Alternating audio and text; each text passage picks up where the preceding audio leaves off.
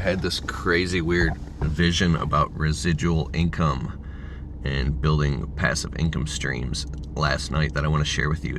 This is funny. It's a good little metaphor. So my wife and I, we just moved into a new house. We finally got a house, and it's July. It's about to be July. It's like 90 degrees out every day. And our basement, we got a dehumidifier, so it's nice and dry and cool in the basement. And I get off work because I do landscaping. I want to go down in the basement where it's nice and cool down there. And my wife came down, and our dogs came down, and our cats. And we have this blow-up mattress that I got from eBay or something. And it's a super comfy blow-up mattress. And my wife laid down on the floor. There was a blanket down there. She's like, "Get me a pillow." I'm like, "I got a better idea. How about I blow up this blow-up mattress and we'll lay on it?"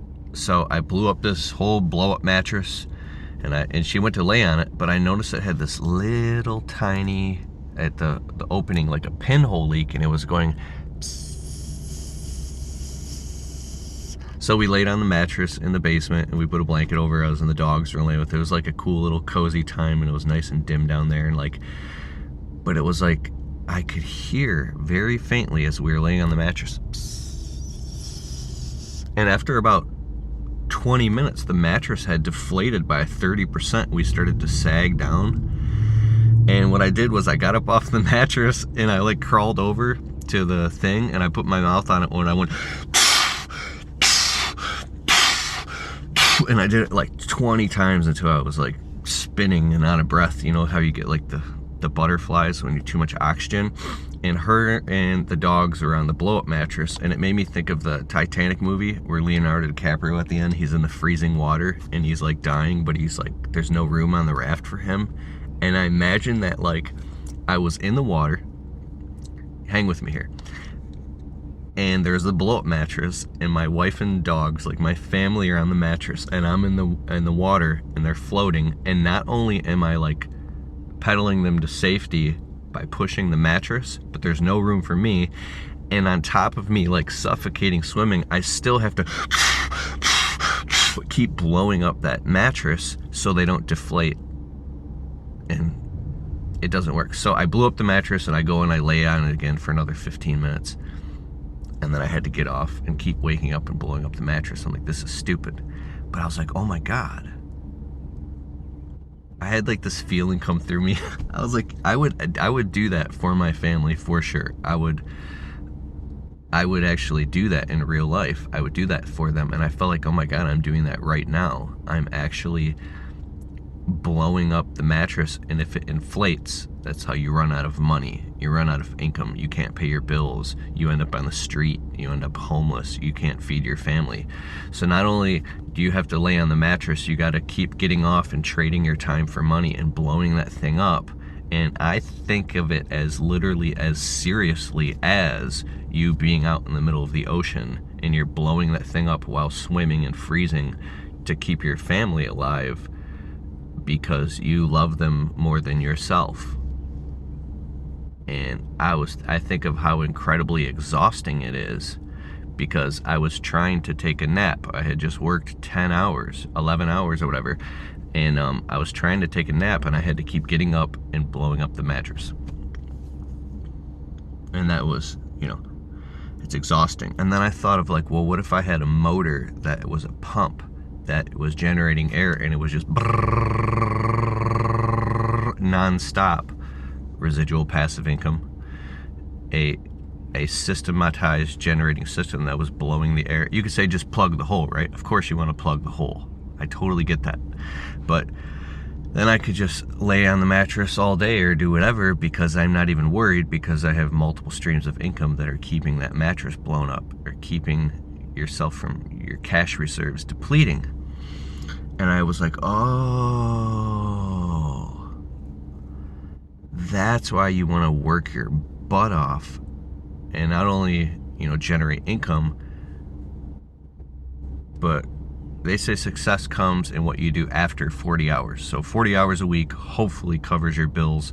What are you doing for the next 40 hours?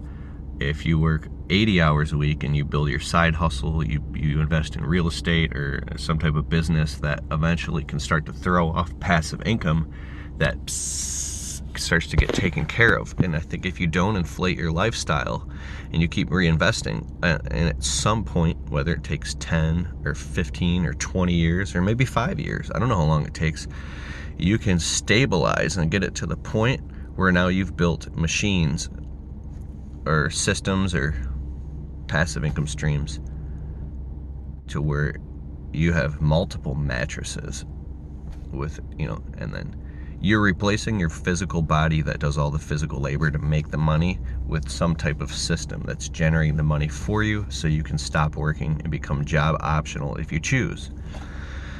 And so I really think that that's the secret. Keeping up with the Joneses is the biggest lie ever, because more money, bigger house, nicer cars, nicer furniture. The difference between people who are wealthy or make a lot of money versus middle class or poor people is they still have a place to live. They just live in a house that has 2,000 more square feet.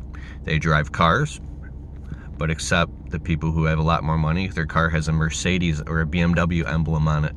They have furniture. Instead of cheap regular $500 couch, they have a $5,000 couch with like hand-stitched leather. Instead of a regular big screen TV you can get cheap, it's the brand new plasma TV. Instead of them wearing clothes from regular big box stores, they're wearing designer clothing that costs like $100 for a pair of jeans.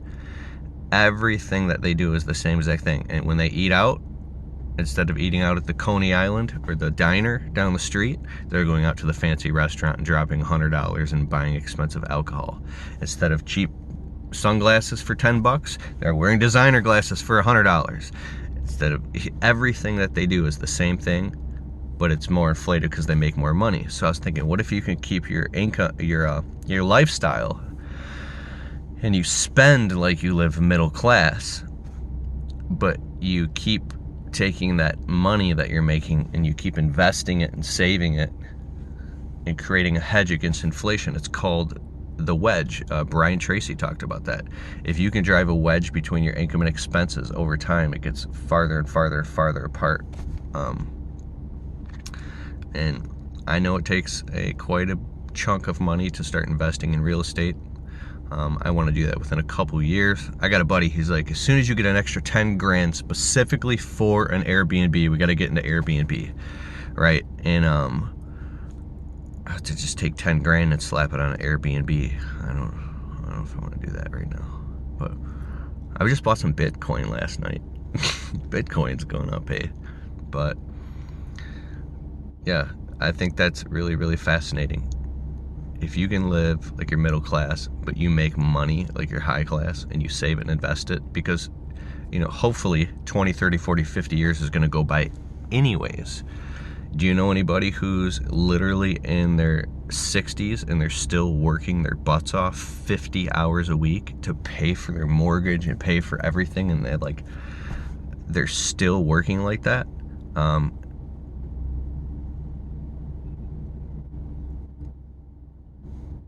To the point where they can't slow down?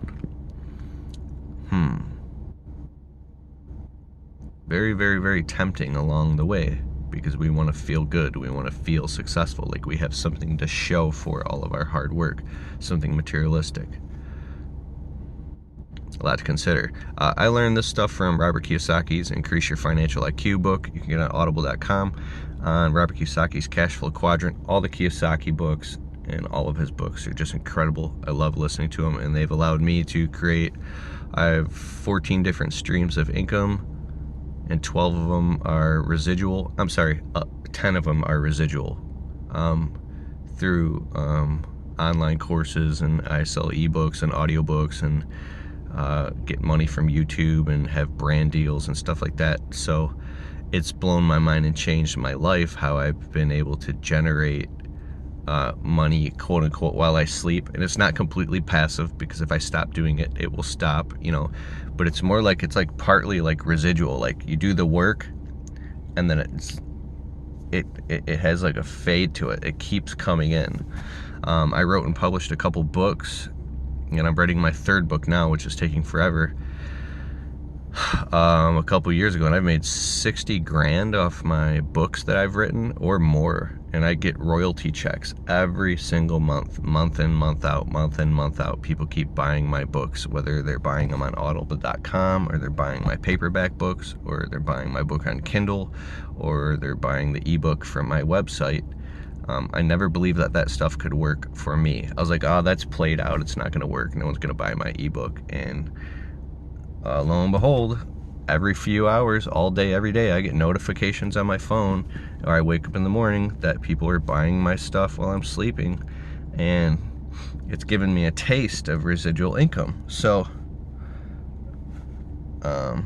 you can check out my books on keithkalfas.com. I also have an entire course called the Business Marketing Blueprint. It's keithkalfas.com/BMB. You can check it out if you want.